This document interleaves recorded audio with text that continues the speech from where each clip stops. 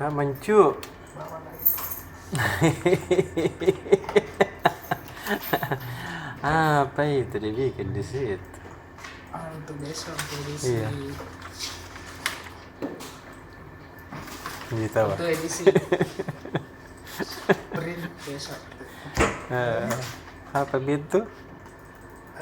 Masih terkait dengan updating gempa di Sulawesi Barat. Kenapa ini yang terjadi di sana kasihan sekarang? Tadi laporan reporter di lapangan sudah ada melihat ekonomi activity di pasar sudah mulai berjalan normal. Sebelumnya 2-3 hari yang lalu masih ada aparat keamanan berjaga-jaga misalnya di toko-toko untuk mengantisipasi jangan sampai ada permintaan konsumen yang di luar batas kewajaran. Laporan wartawan hari ini sudah tidak ada lagi. Alhamdulillah. Di pasar tradisional juga sudah mulai ada. Mudah-mudahan ini tanda-tanda kedepannya perekonomian mulai kembali normal. Aktivitas masyarakat berjalan seperti semula. Iya. Yang paling baru juga informasinya Gubernur Sulbar sudah mengimbau pengungsi kembali ke rumahnya. Sementara dari pusat pemerintah menyiapkan dana stimulan untuk pembangunan pemukiman yang terdampak gempa seperti yang disampaikan oleh Presiden Jokowi ketika berkunjung pekan lalu. Ada bantuan 50 juta, 25 juta, 10 juta untuk rumah-rumah yang terdampak sesuai dengan tingkat kerusakan. Kira-kira seperti itu, Teta. Mari tetap berharap, berdoa, mudah-mudahan tidak ada lagi hal-hal yang terjadi setelah ini. Mudah-mudahan teman-teman kita, sahabat-sahabat kita di Sulbar tetap kuat. Ada. Terus bagaimana distribusi sumbangan semua, Mencu? Tadi ini foto-foto dari fotografer kita di Mamuju. Bantuan masih terus berdatangan. Solidaritas dari hampir semua elemen kita perlu apresiasi. Masih terus berdatangan. Yang sempat terekam fotografer kita ini Bupati Wajo dan wakilnya berkunjung langsung ke Sulbar untuk menyampaikan duka cita mendalam sekaligus menyalurkan bantuan juga di sana. Terima kasih Pak Bupati. Langsung ada masuk pesannya. Iya. Sama-sama. Kasih besar-besar pada fotonya. Selain itu, berita apa lagi Kak Mencu yang menarik? Halaman 1.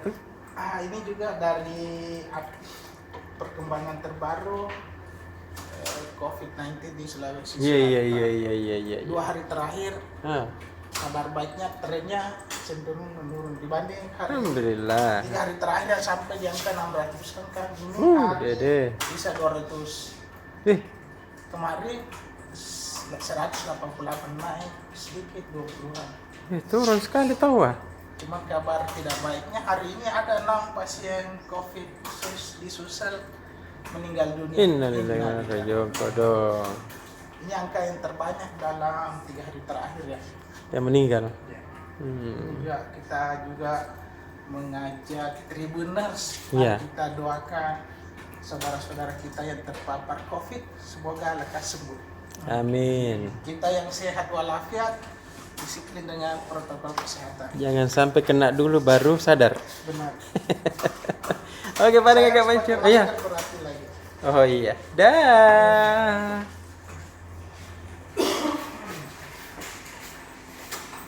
Kak Farisal. Serius tak mana itu? Iya, biasa Tribuners. Iya. Periksa dulu. Soal salah ketip. Jadi ini tidak tidak demam maki. Enggak. Alhamdulillah. Jadi apa kita mau laporkan ini tahu seperti kemarin-kemarin dari halaman 10 dan 11 kita ada banyak sekali berita Iya. Sulsel dan Sumbar. Iya. Untuk halaman 11 ini Sulsel sudah ini ada berita dari Luwu dan Palopo. Mage tuh. Ini kan Palopo kan ini wilayah pecahan atau pemekarannya Luwu. Ya, mereka itu pisah 2002. Sudah 18 tahun ini Luwu dan Palopo pisah. Dari Tapi rasa. ternyata terungkap bahwa ini dua Palopo dan Luwu belum jelas perbatasannya. Yang mana batas wilayahnya Palopo, yang mana batas wilayahnya Luwu. Iya tahu, betul. Persinggungan dua ini. Nah, jadi sampai sekarang belum jelas. Karena kan sudah jadi daerah terpisah kan. Betul. Terpisah. Itu baru terbuka. Jadi baru sekarang mau diatur itu. Ini untuk mencegah misalnya ada hal-hal yang apa namanya yang terjadi antar wilayah kan. Betul Misalnya tahu. masyarakat saya tinggal di mana nih? Tinggal di Iya. Luwu atau tinggal di Palopo? Bajik. Misalnya kacau urus nih. KTP di mana ini? Ih, Itu baru mau diperjelas semua. itu salah orang Palopo. Ini bimbang gitu dia di mana di kodon dia. Jadi itu baru mau diperjelas semua, ada 14 titik pilar dasar yang akan ditetapkan. Nanti ini 14 titik ini ditarik garis. Nah, jadi ada wilayah-wilayah tertentu yang ditentukan kedua daerah ini tinggal ditarik nanti garis. Nah, di situ pembatasnya. Itu baru akan dilaksanakan karena ada aturannya pemerintah pusat harus jelas semua batasan ini. Betul, Kalau tidak pemerintah pusat yang akan ambil tentukan batas. Iya. Ini aturnya lucu. Betul. Nanti Bagus ada anu sengketa. memang bagus. Ini bagus dicarikan gitu orang pekerja. Di untuk yang anu yang garis gitu nih Mas. Ditarik. Tarik. Ini kita juga ada berita dari apa namanya? Dari Sidrap ini. Di Sidrap ini yang lagi cari tempat wisata. Di Sidrap ada lagi tempat wisata Arung Jeram. Ih, tahu kan? Kita tahu Arung Jeram? Wah, Yang saya kalau mau main jeram tuh pergi ke Bali. Wih, jauh. Tidak ada. Para Arifan di situ deh. Ada terminal di Sidrap. Itu di namanya itu wisata Arung Jeram Desa Lombok. Nah, di Desa Lombok kita ke sini. Oh iya iya iya. Jadi, tapi sebenarnya dia masih dikembangkan, masih akan dikelola oleh Pemkab Sidrap. Jadi nanti akan dibangun objek wisata, fasilitas, tapi lumayan lah untuk naik perahu karet gitu ya. Bisa jalan-jalan ke sana. Sudah dibuka. Potong itu dicoba di. Main air loh. Tapi hati-hati karena nanti Jadi buaya nanti kah. hanyut. Ya. Terus satu untuk di halaman yang sementara kerja halaman Sulselbar masih dari Luwu ini dari Luwu Luwu Utara Pak Wakil Gubernur sama Ibu Bupati di sana meresmikan rute Damri. Jadi tahu. Damri sekarang ada rute Masamba Masamba Rongpong itu Rongpong ya namanya. Namanya Masamba. Oh. Ya. Jadi ini bus ini akan melayani rute ini. Jadi entar bus dalam kabupaten di utara lah. Jadi warga yang dari Rongpong yang mau ke Masamba atau sebaliknya bisa ke sini. Jadi ini bilang nih Bupati, nek bus itu enggak mesti harus keluar daerah. Iya deh. Bus Damri. Keren ya tahu deh. Ya, itu dia resmikan langsung sama Pak Wagub kemarin sama Ibu Indah. Ya, targetnya juga nanti ini bus ada juga Masamba ke Seko. Ini kan lagi dirintis jalannya sama Pak Du, Pemkab Sulsel. Deh. Sama Pemkab lagi diperbaiki jalannya. Nanti juga akan rencananya begitu. Ini bus dari Masamba ke Seko. Bisa mempercepat akses ke Mas. Tidak bisa, tidak perlu naik ojek orang. Malam dia. Iya deh. Ke Parisan lah. Ada. Ada lagi Kakak Irek. Serius nama deh. Kakak Mike. Wih, ada mesin tribuner. Iya, berarti tak mau. Ini tribuner setiap hari ini. Mati tak mau deh. Berarti nama tribuner. Nah bilang itu do dijablay. Iya kakak di mati tak mau. Deh. Jadi Tribuners, apa kita mau ketahui untuk berita besok? Kita Hari ini ini saya kakak. spesial khusus pegang halaman PSM. Iya Karena tahu. editornya regulernya itu lagi libur. Oh, Jadi lah saya pegang sedih halaman PSM. berarti. Untuk HL besok itu Hmm. ada berita baru dari PT LIB, operator dari Liga 1 Indonesia. Iya. Jadi pihak PT LIB dalam yang merupakan singkatan dari Liga Indonesia Baru, Gitu Wak. dalam waktu dekat akan menggelar simulasi pertandingan. Simulasi Iya. pertandingan dengan tetap mengedepankan protokol kesehatan. Tujuannya untuk memberi keyakinan kepada pihak kepolisian bahwasanya PT LIB siap menggelar pertandingan dengan sesuai dengan protokol kesehatan yang ketat. Iya, bagus. Tapi simulasi pertandingan ini tidak lama, hanya 10 menit saja. Bagaimana formulasinya, bagaimananya lagi sedang dibahas bersama oleh jajaran manajemen LIB. Dikatakan, saya kutip salah satu kutipan dari berita ini, Iya. minggu depan, artinya minggu depan, mungkin pekan keempat Januari, Iya.